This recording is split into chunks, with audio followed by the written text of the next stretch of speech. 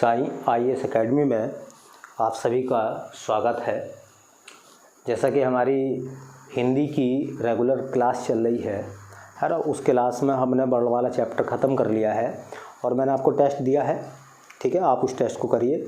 मैं जल्दी उसकी आंसर की जो है आपको उपलब्ध करा दूंगा। आप तसल्ली से उन सभी सवालों के जवाब खोजिए, है ना, जो आपने पढ़े हैं। ठीक, और टेस्ट को करिए। ठीक, मैं आपको जल्दी उसकी आंसर जो की है वो उपलब्ध करा दूंगा, पहले आप कर लें। ठीक है, तो हमारा वर्णमाला के बाद जो है वो हमने जो श्रृंखला पढ़ी थी, वो श्रृंखला में सबसे पहला था भाषा।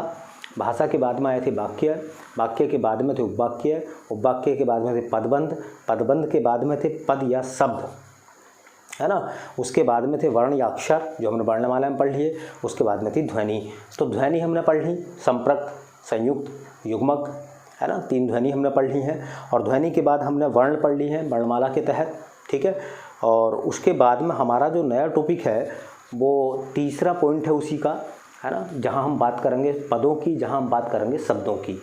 ठीक है, तो आज हमारा जो टॉपिक है ना, वो है शब्द। हमारा विषय है हिंदी, सामान्य हिंदी,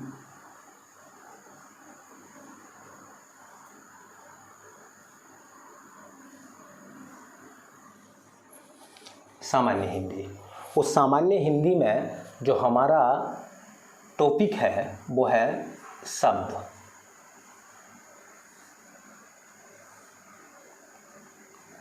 ठीक है, तो हमारा जो टॉपिक है बेटा वो है शब्द।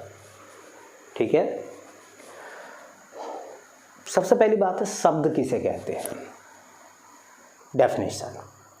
तो बिल्कुल जो मैंने क्लास शुरू की स्टार्ट करी थी, मैंने उसमें आपको बताया था वर्णों का सार्थक समूह, वर्णों का सार्थक समूह शब्द कहलाता है ना। तो डेफिनेशन मैं आपको पहले बता चुका हूँ, कुछ क्वेश्चन डेफिनेशन से भी आते हैं बेटा, है ना, उनको भी याद कर लें। तो वर्णों का, है ना, सार्थक समूह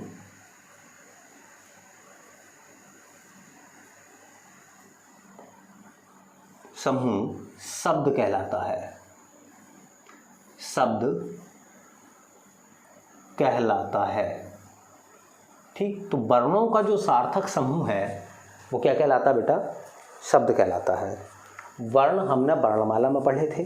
ठीक है, तो वर्णमाला में जो हमने वर्ण पढ़े थे, ठीक, उन्हीं वर्णों को अगर हम जोड़ दें, इकट्ठा कर दें, उनका समूह बना लें और उस समूह का कोई ना कोई अगर अर्थ निकलता है, सार्थक हो जाता है वो, तो वो पूरा समूह मिलकर क्या कहलाता है, वो एक शब्द कहलाता है ना। जैसे एक उदाहरण से हम लोग समझते हैं, भाई बताइए ये सवर्ण है,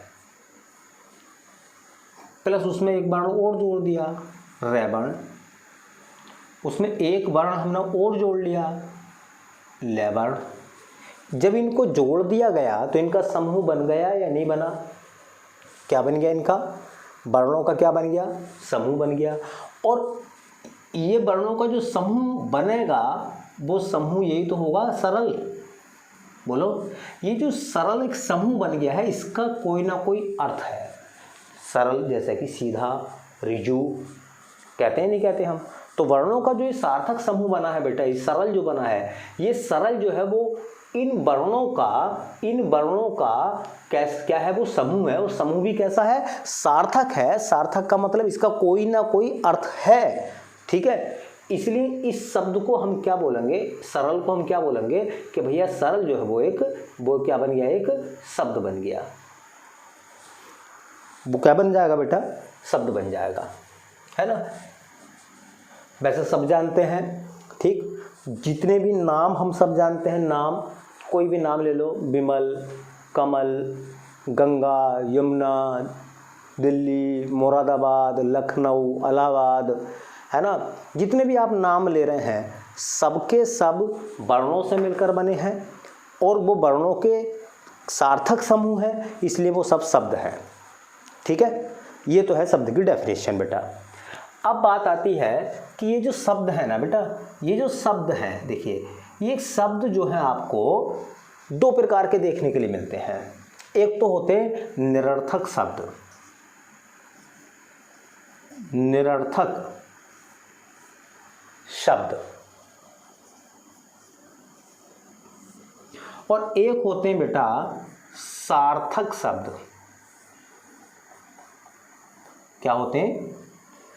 तो निरर्थक का मतलब होता है जिनका कोई अर्थ नहीं होता, बिना अर्थ के वो, है ना। और सार्थक वो होते हैं जिनका कोई ना कोई अर्थ होता है। मतलब शब्द दो प्रकार के होते हैं खास तौर से। एक शब्द वो होते हैं जिनका कोई ना कोई अर्थ होता है ना। एक वो होते हैं जिनका कोई अर्थ नहीं होता, जिनका कोई अर्थ नहीं होता लेकिन फिर भी हम बोलते हैं, है ना, फिर भी हम उनका इस्तेमाल करते हैं। ठीक है, जैसा मान लीजिए हमारे यहाँ से कोई गुजरता है, हमारे रास्ते से कोई गुजरता है, कोई मेहमान गुजरता है, कोई मिलने वाला गुजरता है, तो हम क्या बोलते हैं उसे? आओ भाई साहब चाय वाय पी लो, है ना। तो चाय तो ठीक है भाई, अगर देखिए चाय तो ठीक है, लेकिन हम बोलते क्या है? आओ चाय वाय पी लो। चाय वाय, ये वाय क्या है? चाय के साथ में बोला जाता ना, है ना। घर में हम बोलते हैं, सुबह उठते हैं, अरे भाई चाय वाय बन गई। तो चाय तो ठीक है, वाय क्या है?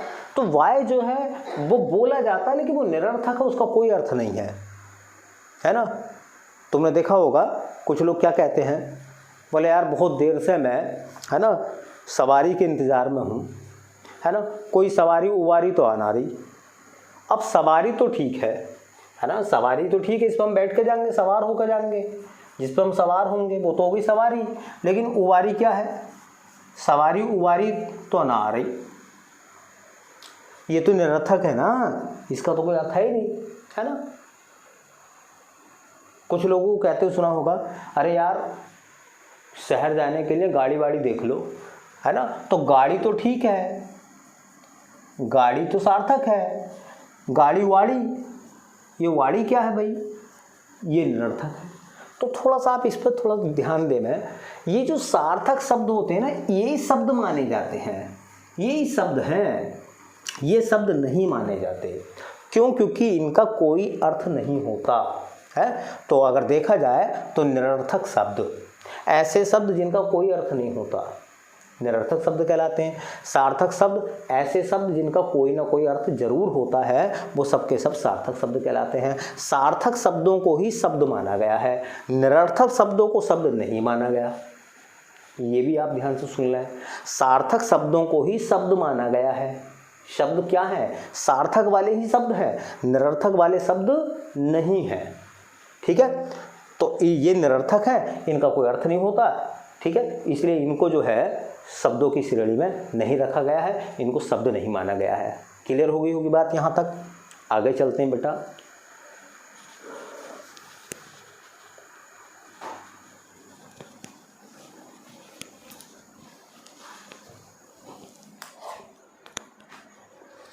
आगे चलते हैं। देखिए अब क्या है कि शब्दों के भी प्रकार बना दिए गए हैं, अलग अलग कैटेगरी में, है ना, उनको अलग अलग नाम दिए गए हैं, है ना, तो उनको बांट दिया गया है।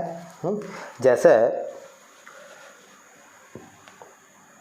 अर्थ के आधार पर, ये सवाल UPSSC में पूछा गया है, अर्थ के आधार पर,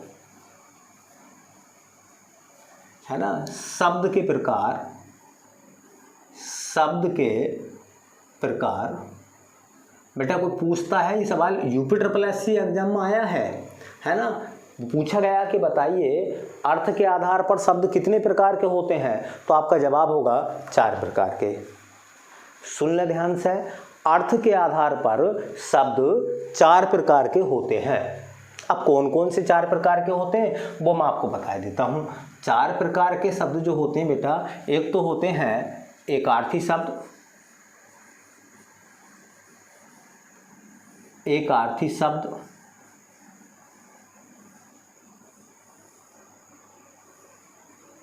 चलिए दूसरे होते हैं अनेकार्थी शब्द,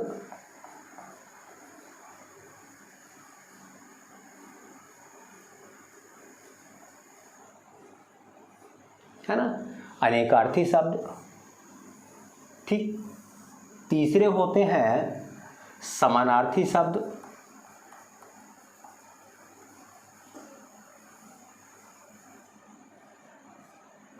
समानार्थी शब्द। और बेटा चौथे होते हैं विपरीतार्थी शब्द,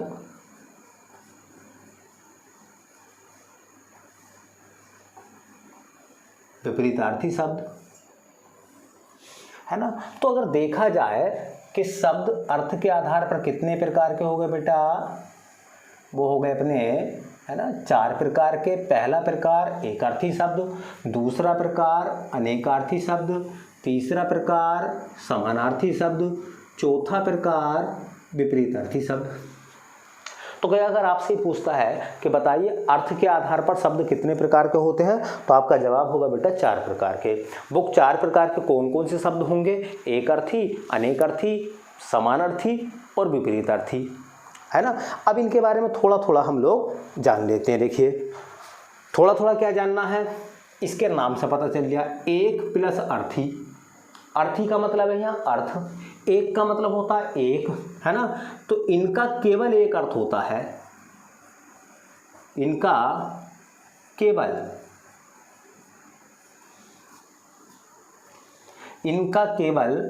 एक अर्थ होता है, एक अर्थ होता है।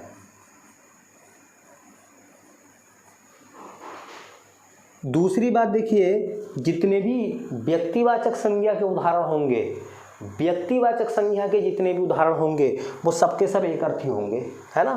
तो व्यक्तिवाचक मैं बताऊंगा, व्यक्तिवाचक संज्ञा पढ़ाऊंगा मैं आपको, है ना।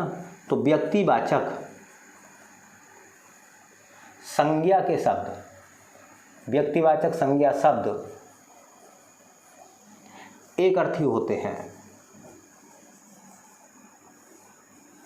व्यक्तिवाचक संज्ञा शब्द एक अर्थी होते हैं, मतलब व्यक्तिवाचक संज्ञा का केवल, है ना, एक ही अर्थ होता है। देखिए, है ना।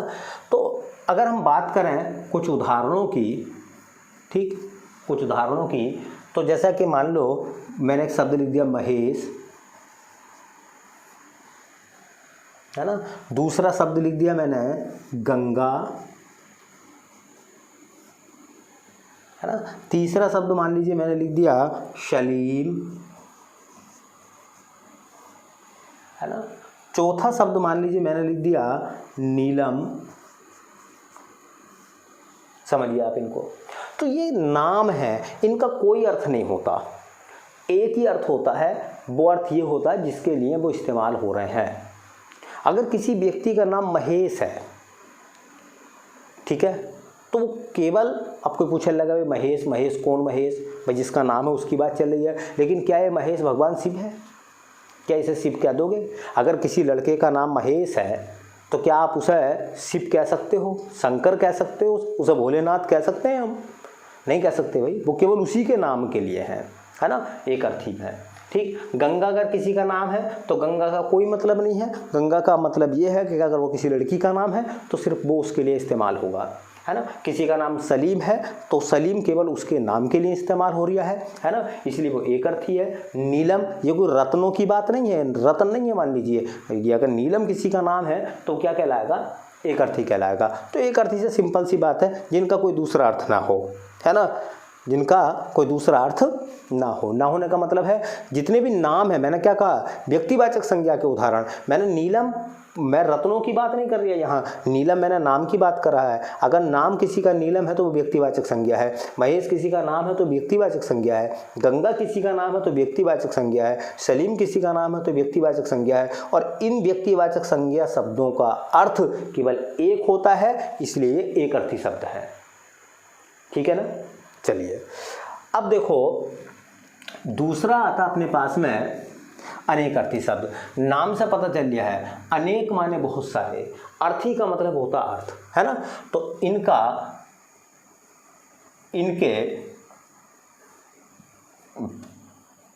अनेक अर्थ होते हैं, इनके अनेक अर्थ होते हैं।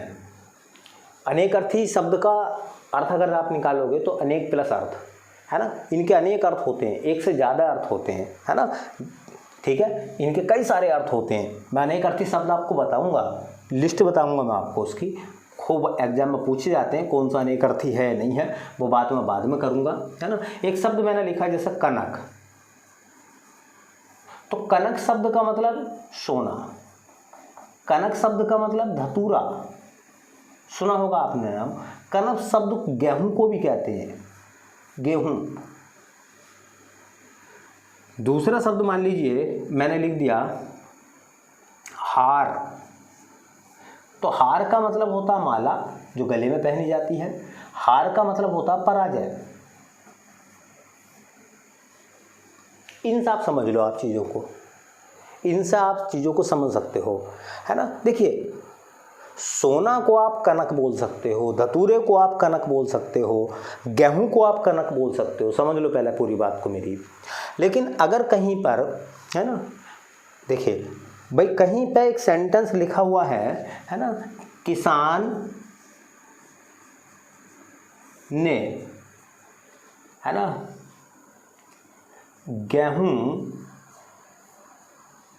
उत्पादित किया,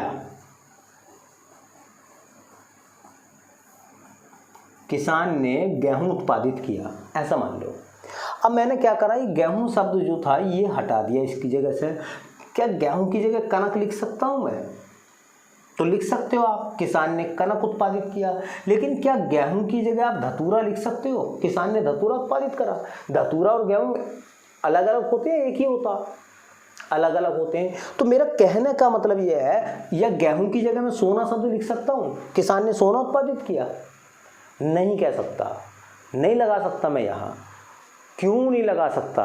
देखिए, इस कनक शब्द के अर्थ अलग अलग हैं।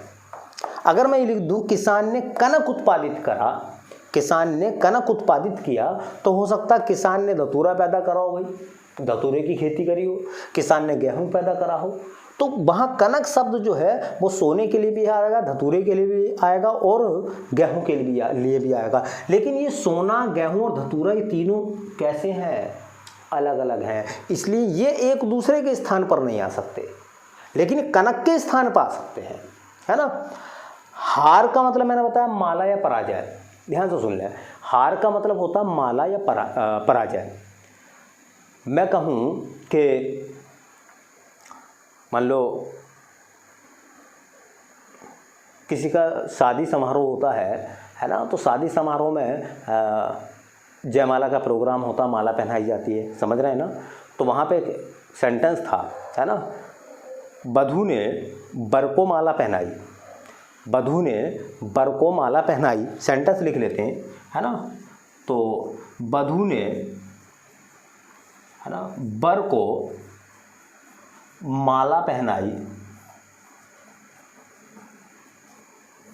ठीक है। चलिए, मैं इस सेंटेंस को ऐसा तो कह सकता हूं कि वधू ने वर को हार पहनाया, लिंग के अनुसार हार पहनाया, हार पुल्लिंग होता, हार पहनाया।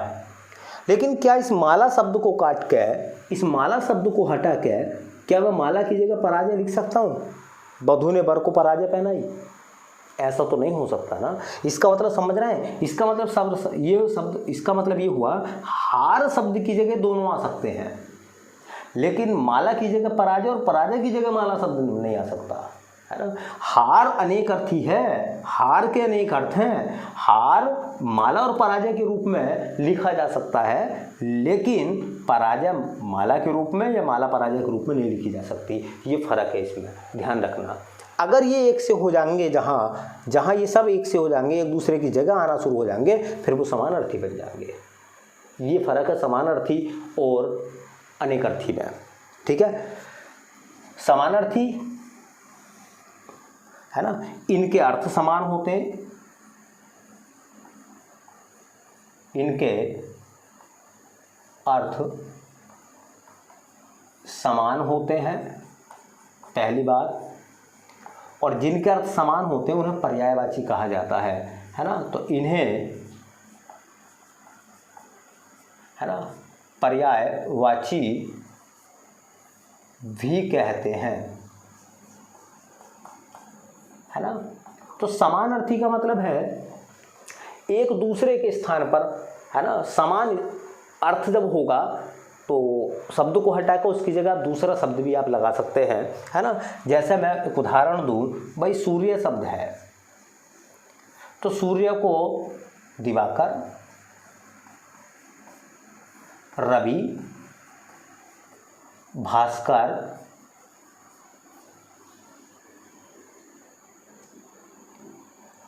मान लो कहते हैं हम, है ना। भाई सूर्य शब्द की जगह दिवाकर लिख सकते हो, रवि लिख सकते हो, भास्कर लिख सकते हो, मार्तंड लिख सकते हो, दिनकर लिख सकते हो और बहुत सारे हैं, अंशुमाली लिख सकते हो, बहुत सारे पर्यायवाची उसके। तो मेरा कहने का सिर्फ मतलब ये है, क्या दिवाकर की जगह रवि आ सकता? आ जाएगा, क्योंकि दिवाकर भी सूर्य को कहते हैं और रवि भी सूर्य को कहते हैं। तो दिवाकर और रवि एक सा और रवि की जगह भास्कर आ सकता है। ये सब समान हैं, इन सब का एक ही मतलब है, इन सब का एक ही अर्थ है, समझ रहे हैं ना। अगर इन सब का एक ही अर्थ है तो ये समानार्थी है, इन्हीं को हम पर्यायवाची बोलेंगे। इनमें ऐसा नहीं था, इनमें ये शब्द एक से नहीं थे, माला अलग है, पराजय अलग है। यहाँ दिवाकर का मतलब और रवि का मतलब और भास्कर का मतलब एक ही है ना। जैसे पृथ्वी को कहा जाता भाई, है ना, पृथ्वी को धरा बोलते हैं, धारित्री बोलते हैं, अचला बोलते हैं, है ना, अग्नि बोलते हैं, है ना। तो अग्नि, अचला, धरा, वसुंधरा, धारित्री, धारिणी, ये बहुत सारे पर्यायवाची मैं बताऊंगा आपको। क्या ये इस पर्यायवाची, क्या इन सबका अर्थ समान है? तो अग्नि, अचला दोनों एक है, अग्नि कह दो या अचला कह दो, है ना, या धरा कह दो, है ना, या धारित्री कह दो, या वसुंधरा कह दो, ये सब के सब पृथ्वी के पर्यायवाची हैं, है ना। सबके सब एक दूसरे के समान अर्थ के रूप में इस्तेमाल हो रहे हैं, है ना। इसलिए सबके सब क्या कहलाएंगे बेटा? समानार्थी कहलाएंगे। पर्यायवाची बहुत एग्जाम में आते हैं, है ना, पर्यायवाची बहुत एग्जाम में आते हैं, हर एग्जाम में पर्यायवाची पूछे जाते हैं। तो मैं आपको पर्यायवाची पढ़ाऊँगा, चिंता बिल्कुल ना करें, ठीक है। थोड़ा सा मेरा पढ़ाने का तरीका अलग रहेगा, ठीक। चलिए, उसके बाद में देखो, एक बचा अपने पास में चौथे नंबर का, है ना, जिसको हमने नाम दिया है विपरीत अर्थी। तो विपरीत का मतलब हो गया उल्टा, अर्थी का मतलब हो गया बेटा अर्थ। इसका मतलब क्या कहोगे फिर? बोलो, इसका मतलब क्या कहोगे? इनके अर्थ विपरीत होते हैं, है ना। तो इनके अर्थ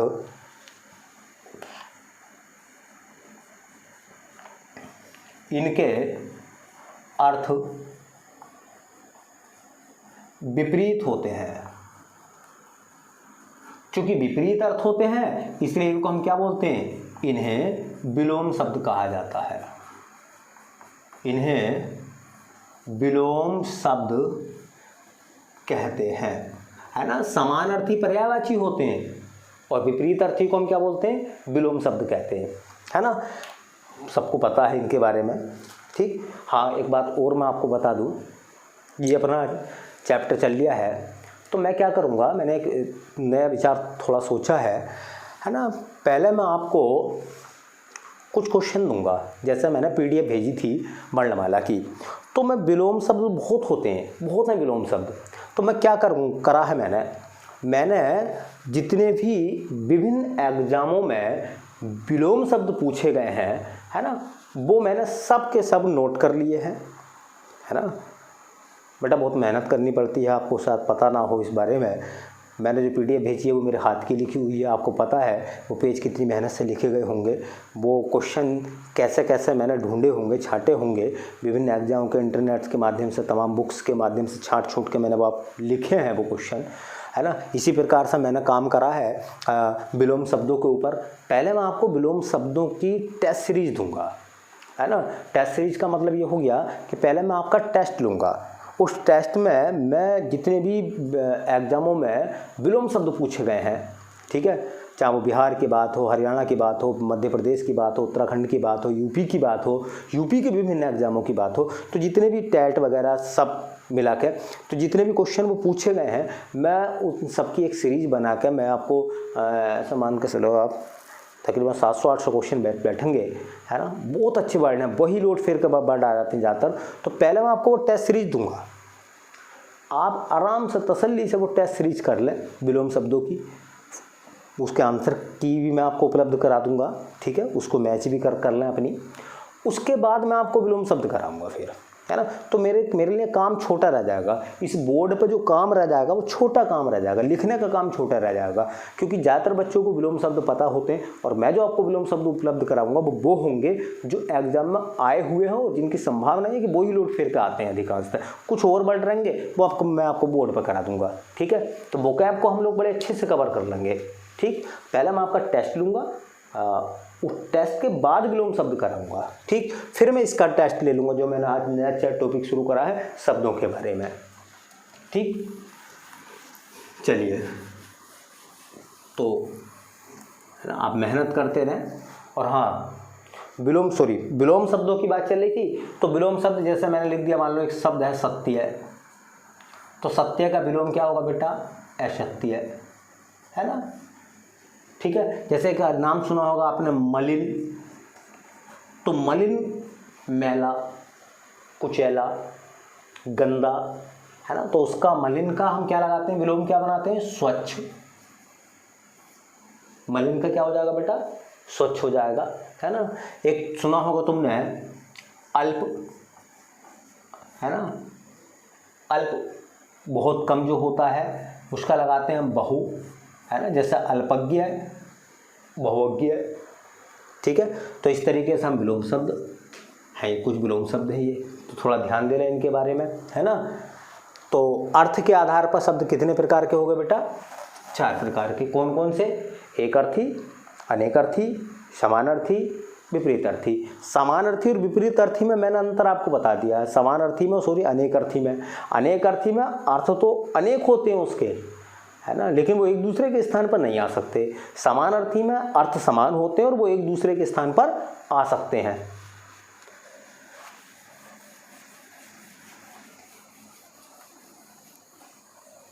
देखिए,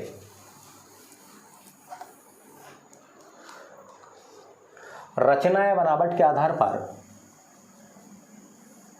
रचना या, है ना, बनावट के आधार पर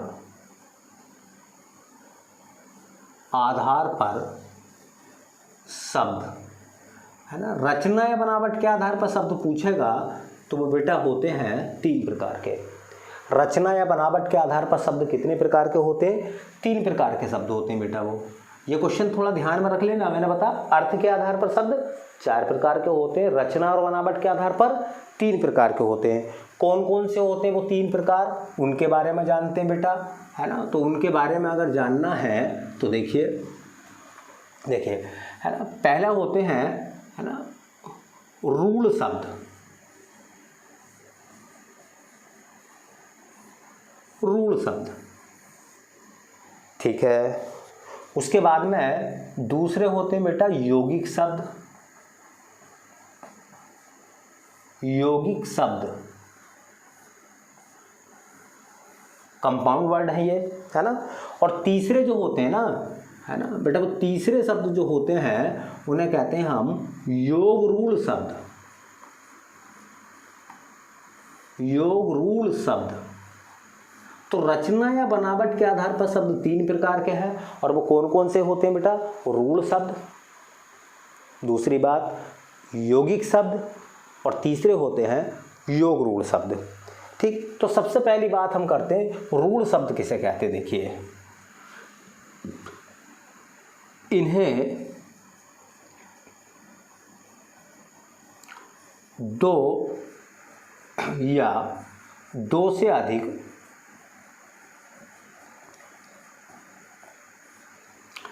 सार्थक शब्दों में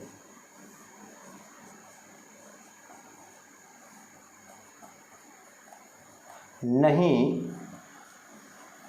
तोड़ा जा सकता, है ना।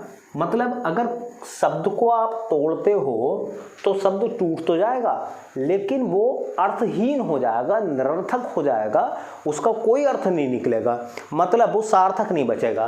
तो पहली बात, इन्हें 2 या 2 से अधिक सार्थक शब्दों में नहीं तोड़ सकते आप। अब सवाल ये है कि इन्हें 2 या 2 से अधिक सार्थक शब्दों में क्यों नहीं तोड़ सकते, क्यों नहीं तोड़ सकते, है ना। ये ये सार्थक शब्दों से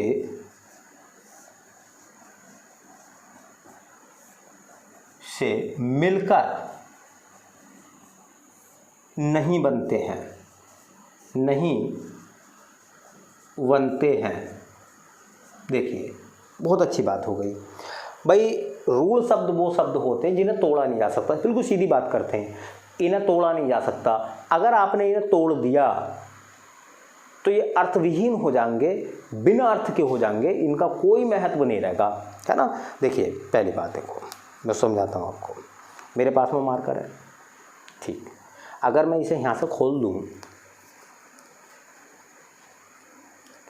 अगर मैं इसको यहाँ से खोल दूँ बेटा, तो ये खुल जाएगा, टूट जाएगा। ये इसका टूटना सार्थक टूटना है, क्योंकि दोबारा से जुड़ भी सकता है। ये समझ रहे हैं ना। लेकिन अगर इसी मार्कर को, ये मार्कर ऐसा होता या बैंड लगा हुआ होता, एक समान होता, और मैं इसे मैं यहाँ से तोड़ दूँ तो टूट तो जाएगा, लेकिन टूटने के बाद कैसा हो जाएगा, सार्थक रहेगा। क्या जुड़ सकता दोबारा? नहीं जुड़ सकता, निरर्थक हो जाएगा, बेकार हो जाएगा। तो याद रख लो थोड़ा सा मेरी बात को। कुछ शब्द ऐसे होते जिनको तोड़ा नहीं जा सकता, वो टूटते नहीं, और अगर वो टूट भी गए तो टूट के वो सार्थक नहीं रहेंगे। ऐसे शब्दों को हम रूढ़ शब्द बोलते हैं। और जितने रूढ़ शब्द होते हैं कभी उनकी संधियां नहीं होती, और ना ही उनका संधि विच्छेद होता है, ठीक है। हर शब्द में ना संधि विच्छेद, आप हर शब्द का संधि विच्छेद नहीं कर सकते, है ना। तो जितने रूढ़ शब्द होते हैं, ध्यान से सुन लो, जितने भी रूढ़ शब्द होते हैं बेटा, ध्यान से सुना, जो रूढ़ शब्द हैं वो तोड़े नहीं जा सकते। क्यों नहीं तोड़े जा सकते? क्योंकि वो सार्थक शब्दों से मिलकर नहीं बनते हैं, इसलिए वो टूट नहीं सकते, है ना। जैसे है ना, एक शब्द आता है भाई, एक शब्द मैंने लिखा आपके सामने उदाहरण में, है ना, मैंने शब्द लिखा जल। अब जल शब्द को तोड़ कर बताओ मुझे, जय प्लस ले, क्या दोनों शब्द बनेंगे? नहीं बनेंगे ना, ठीक है ना। दूसरा शब्द मैंने लिखा बेटा चावल, बोलो चावल शब्द क्या टूट सकता है? चा प्लस वल क्या सार्थक शब्दों में तोड़ सकते हैं? इसलिए ये कैसा शब्द है? ये रूढ़ शब्द है ना। तीसरा शब्द देखिए, है ना, तीसरा शब्द आप देखिए, मैंने लिखा घोड़ा। क्या घोड़ा शब्द को आप तोड़ सकते हो? नहीं तोड़ सकते बेटा। ऐसे ही एक शब्द है, मान लीजिए मुंह, मुंह शब्द, मुंह शब्द को तोड़ सकते हैं आप, है ना, नहीं तोड़ सकते। तो जिन शब्दों को नहीं तोड़ सकते वो सबके सब शब्द क्या कहलाएंगे? बोलो, वो सबके सब शब्द क्या कहलाएंगे जिन्हें आप नहीं तोड़ सकते? वो शब्द कैसे हैं? वो रूढ़ हैं। क्यों रूढ़ हैं? क्यों नहीं टूट सकते? क्योंकि वो सार्थक शब्दों से मिलकर नहीं बनते हैं। देखो बेटा, जो चीज़ सार्थक शब्दों से मिलकर बनेगी वो सार्थक में टूट जाएगी, लेकिन जो चीज़ सार्थक शब्दों से मिलकर नहीं बनी है तो वो सार्थक शब्दों में नहीं टूटेगी, ये याद रखना आप। तो इन्हें तोड़ा नहीं जा सकता, ठीक है। चलिए आगे देखें।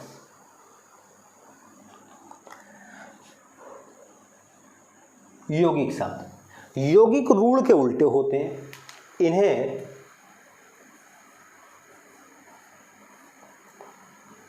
तोड़ा जा सकता है,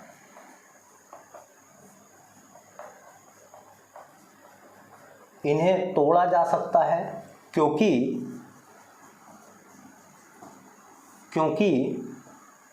ये सार्थक शब्दों से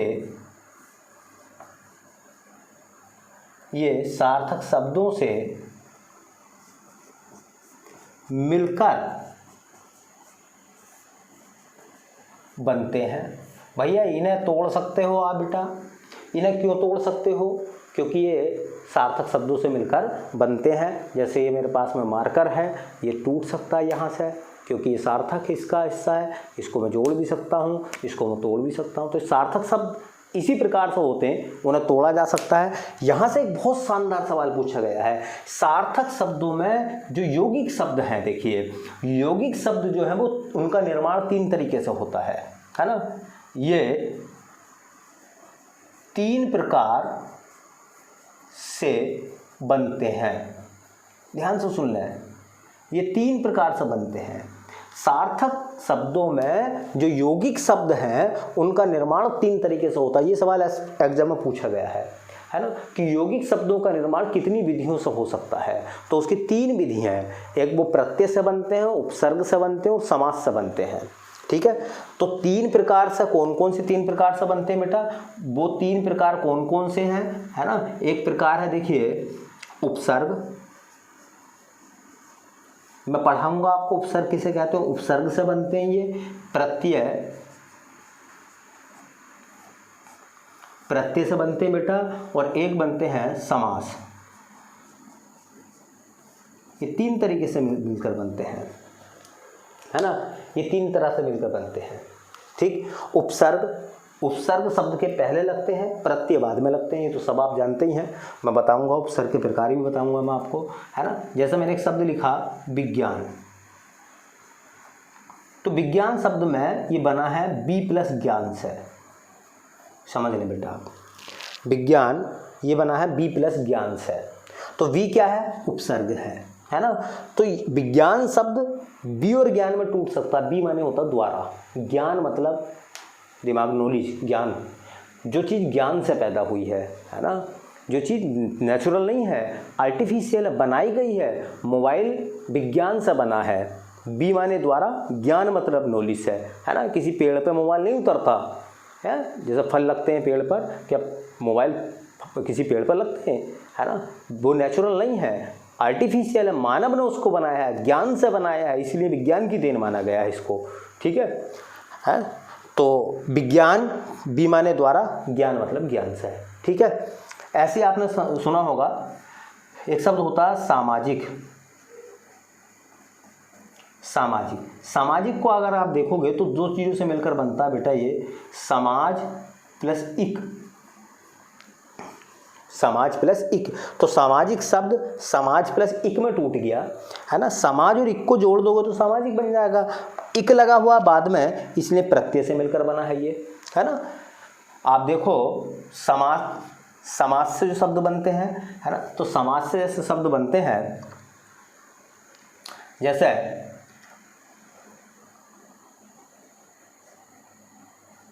चलो ऐसे लिख देते हैं, राजपुत्र। तो इसका मतलब हो गया, राज का मतलब राजा का पुत्र, है ना। तो यहाँ से आपको क्या याद रखना है भाई, यौगिक शब्द वे होते हैं जो तोड़े जा सकते हैं। क्यों? क्योंकि वो सार्थक शब्दों से मिलकर बनते हैं। तो रूढ़ शब्दों को तोड़ नहीं सकते, यौगिकों को तोड़ा जा सकता है। ठीक है, मेन अर्थ इनमें यही है। ये आपको याद रखना है कि यौगिक शब्दों का निर्माण 3 तरीके से होता है, या तो वो उपसर्ग से बनते हैं, या वो प्रत्यय से बनते हैं, या वो समास के द्वारा बनते हैं, है ना। अब बात करते हैं अपने तीसरे पॉइंट की, जिसे कह रहे हैं हम योग रूढ़ शब्द। योग रूढ़ शब्द, ये शब्द 2 शब्दों से बना है, योग प्लस रूढ़। योग प्लस रूढ़, इसका मतलब क्या है, ये यौगिक भी है और रूढ़ भी है, दोनों आ गए। योग रूढ़, यौगिक भी है और रूढ़ भी है। तो डेफिनेशन क्या है इसकी, देखिए, ये सामान्यतः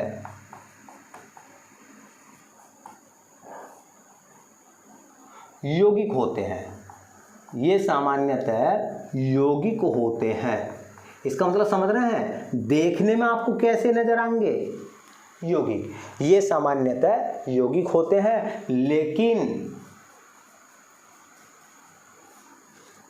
अर्थ के आधार पर, अगर इनका अर्थ निकाल लिया जाए, लेकिन अर्थ के आधार पर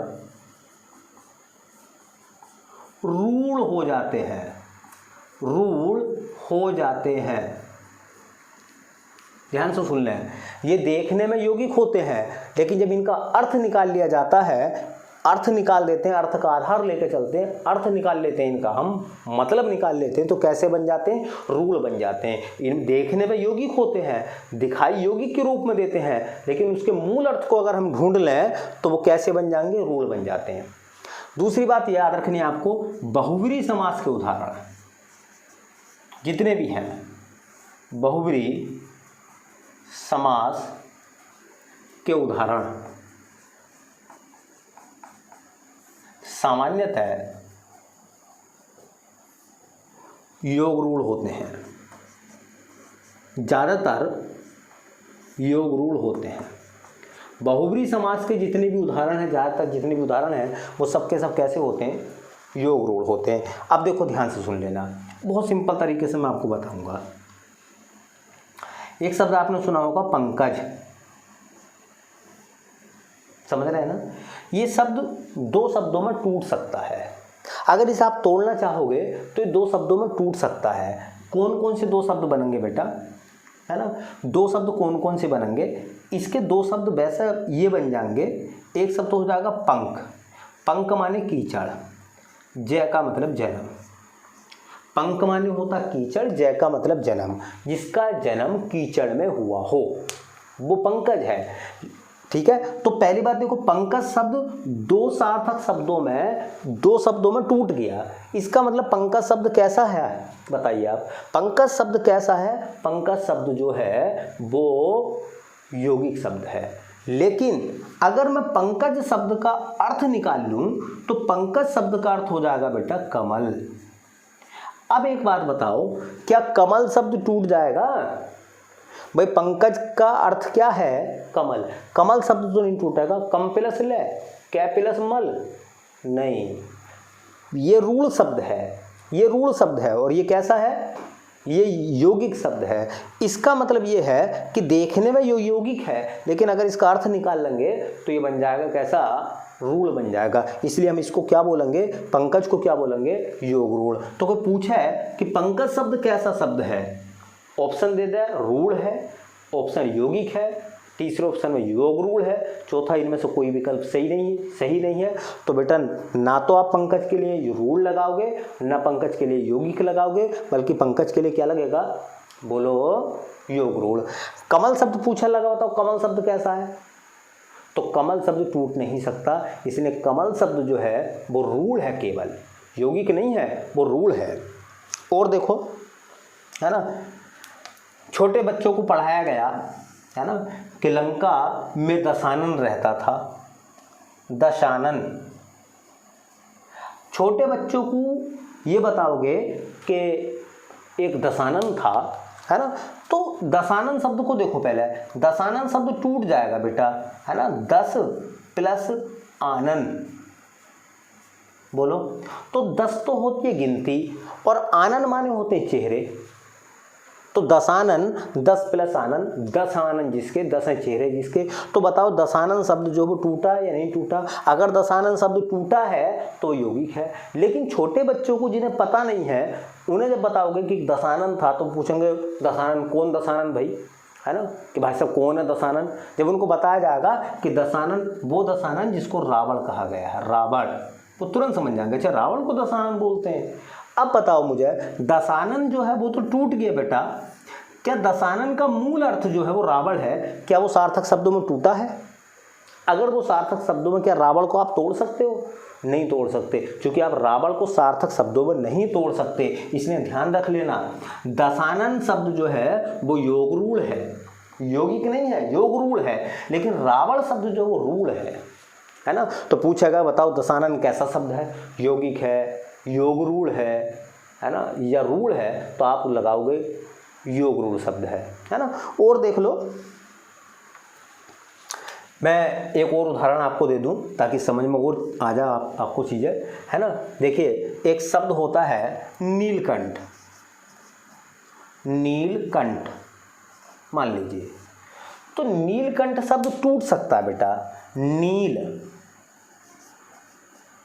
प्लस कंठ, तो नील माने नीला, कंठ माने गला। तो इसका मतलब ये तो शब्द यहाँ तक देखने में लगा हमें कि यौगिक है, लेकिन जब नीलकंठ का वास्तविक अर्थ निकालोगे तो नीलकंठ का वास्तविक अर्थ आएगा भगवान शिव। बोलो, तो क्या शिव शब्द को तोड़ सकते हो सी प्लस में? क्या ये सार्थक है? नहीं। ये सॉरी, क्या ये यौगिक है? नहीं। ये शब्द कैसा है? ये रूढ़ है। अगर नीलकंठ का अर्थ निकालते हो तो वो रूढ़ है, और नीलकंठ का अर्थ नहीं निकालते हो तो वो यौगिक है। ऐसे शब्द क्या कहलाते हैं? योग रूढ़ कहलाते हैं, है ना। तो मैं, हो सकता है ये चीज़ आपको समझ में आ गई हो बेटा, है ना। अभी शब्द और है ना।